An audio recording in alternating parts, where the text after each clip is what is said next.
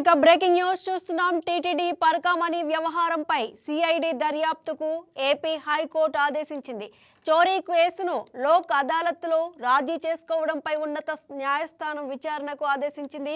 చోరీకి పాల్పడిన రవికుమార్ ఆస్తులపై దర్యాప్తు చేయాలని ఏసీబీని ఆదేశించిన హైకోర్టు రాజీ వ్యవహారంపై విచారణ చేయాలని స్పష్టం చేసింది.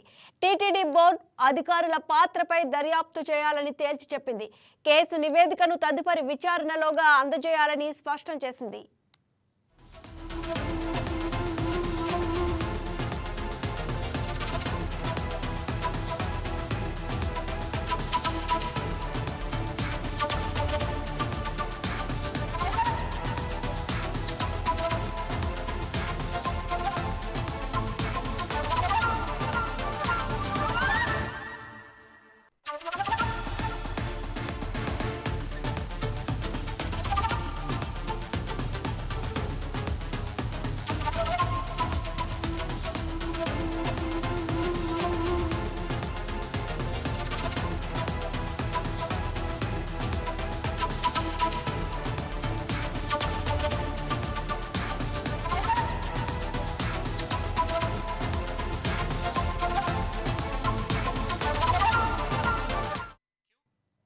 ఇక 2023లో తిరుమల పరకామణిలో చోరీ జరిగినట్లుగా కేసు నమోదైంది. 2023లోనే టీటీడీ విజిలెన్స్ కు ఫిర్యాదు అందింది. దీనిపై అప్పటి టీటీడీ అధికారులు సమగ్ర దర్యాప్తు జరపకుండా లోక్ అదాలత్లో కేసు రాజీ చేయించారు. ఇక దీనిపై పిటిషన్ దాఖలు కావడంతో హైకోర్టు విచారణకు స్వీకరించింది. ఇదే అంశానికి సంబంధించి మరింత సమాచారాన్ని మా స్పెషల్ కరెస్పాండెంట్ శ్రీనివాస్ అందిస్తారు. శ్రీనివాస్, ఏదైతే టీటీడీ పరకామణిలో కేసుకు సంబంధించి లోక్ అదాలత్లో రాజీ చేసుకోవడంపై కూడా విచారణ జరిగినట్టుగా తెలుస్తుంది హైకోర్టులో, డీటెయిల్స్ ఏంటి? తిరుమల గత వైసీపీ ప్రభుత్వంలో తిరుమల తిరుపతి దేవస్థానంలో చోటు చేసుకున్న వరుస వివాదాలు ఒక్కొక్కటి బయటపడుతున్నాయి. గతంలో కల్తీ నెయ్యి పై ఇటు సిట్ విచారణలో 12 రాష్ట్రాలలో అది విచారణ కొనసాగుతున్న 12 రాష్ట్రాలలో అధికారుల విచారణ కొనసాగుతుండగా తాజాగా పరకామణి చోరీ కేసుకు సంబంధించి హైకోర్టులో ఒక జర్నలిస్టు పిటిషన్ సిఐడి అధికారులతో విచారణ చేయాలని పిటిషన్ దాఖలు చేయడం జరిగింది. అయితే ఈ కేసుకు సంబంధించిన వివరాలను పరిశీలిస్తే 2023 ఏప్రిల్ 23న పరకామణి లెక్కింపు సందర్భంగా అక్కడ విధులు నిర్వహిస్తున్నటువంటి సివి రవికుమార్ అనే ఒక క్లర్క్ కొన్ని డాలర్లను తీసుకొని వెళ్తున్నాడని అక్కడే ఉన్న ఒక ఉద్యోగి ఆ విభాగానికి సంబంధించిన vigilance security officer Satish Kumar దృష్టికి తీసుకెళ్లారు.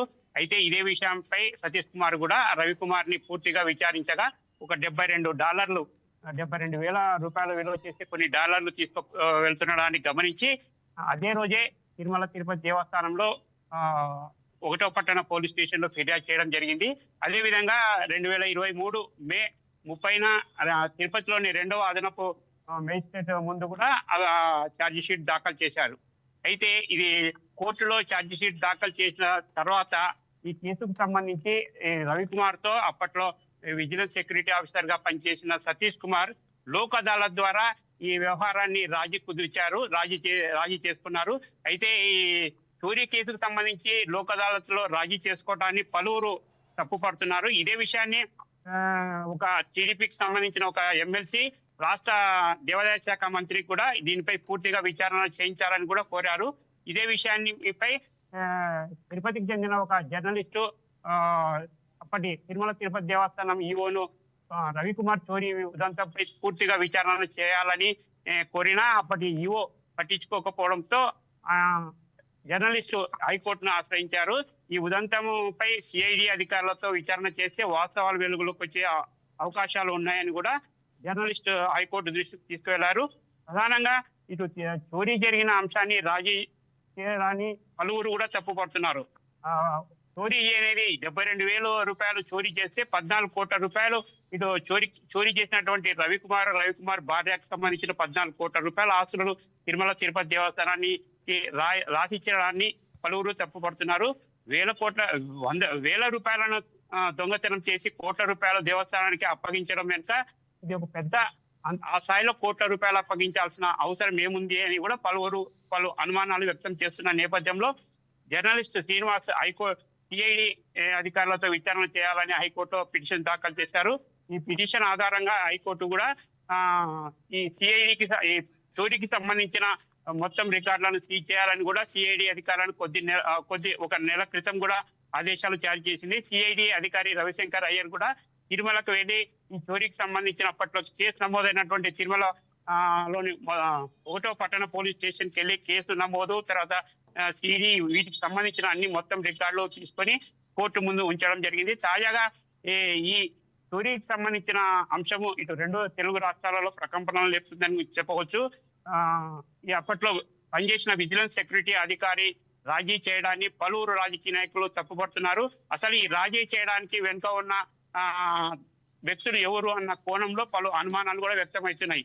దేవస్థానం సంబంధించి పలువురు భక్తులు కూడా తమ మొక్కును తీసుకునే విధంగా హుండీలో కానుకలు, ఇటు నగదుతో పాటు బంగారు, డాలర్లు, విదేశీ భక్తులైతే డాలర్లు వేయడం జరుగుతుంది. అయితే ఏకంగా రవికుమార్ డాలర్లనే బయటికి తీసుకుని వెళ్ళడాన్ని పలువురు కూడా తప్పుపడుతున్న నేపథ్యంలో ఇదే అంశంపై పూర్తి స్థాయిలో విచారణ చేయాలని కూడా రవికుమార్ హైకోర్టుని సిఐడి అధికారులతో విచారణ చేయించాలని జర్నలిస్టు హైకోర్టును ఆశ్రయించడం జరిగింది. ఈ మేరకు ఇప్పటికే హైకోర్టు కూడా సిఐడి అధికారులతో ఇందుకు సంబంధించి అప్పట్లో 2023లో సంబంధించిన ఈ పరకామణికి సంబంధించిన అప్పట్లో విధులు నిర్వహిస్తున్నటువంటి సిబ్బంది వివరాలతో పాటు అక్కడ పనిచేసిన అధికారుల జాబితాతో పాటు ఇటు కేసుకు సంబంధించిన మొత్తం వివరాలను కూడా సీల్డ్ కవర్ లో CID DG Ravishankar Iyer high court ముందు ఉంచడం జరిగింది. ప్రస్తుతం ఈ అంశము ఇటు 2 తెలుగు రాష్ట్రాలతో పాటు మొత్తం దేశవ్యాప్తంగా చర్చనీయాంశంగా దారితీసింది. ఒకటి ఈ విజిలెన్స్ అండ్ సెక్యూరిటీ అధికారి సతీష్ కుమార్ మాత్రం తాను రాజీ చేసుకోవడానికి తిరుమల తిరుపతి దేవస్థానం చట్టాలు అనుమతిస్తున్నాయని వాదిస్తుండగా, ఇది చట్టం అనేది కేవలం రాష్ట్ర ప్రభుత్వం రూపొందించిన మాన్యువల్ మాత్రమేనని, అయితే చోరీకి సంబంధించిన అంశం కాదని, ఇది తాను రాజీ చేసుకోదగ్గ అంశమే అని ఆయన సతీష్ కుమార్ హైకోర్టు ముందుకు దృష్టికి తీసుకొచ్చినట్టు కూడా సమాచారం. ఏదేమైనప్పటికీ ఇటు చోరీ వాస్తవంగా తిరుమలలో పరకామణి లెక్కింపు సందర్భంగా కొన్ని పగడ్బందీగా కొన్ని చర్యలు దేవస్థానం చేపడుతుంది. పరకామణి సందర్భంగా అక్కడి వ్యక్తుల మొత్తం పూర్తిగా ఆ లెక్కింపు సందర్భంగా మొత్తం సీసీ కెమెరాలో సీసీ ఫుటేజ్ రికార్డ్ చేయడం జరుగుతుంది. నంబర్ 1. నంబర్ 2, ఈ సీసీ ఫుటేజ్ ని కూడా రికార్డ్ లో ఒక క్యాసెట్ రూపంలో భద్రపరచడం కూడా దేవస్థానం అధికారులు చేయడం జరుగుతుంది. అయితే అప్పట్లో ఈ పరకామణి చోరీ సందర్భంగా సీసీ కెమెరా ఫుటేజ్ మాయం కావడం అనేది పలు అనుమానాలకు దారితీస్తుంది.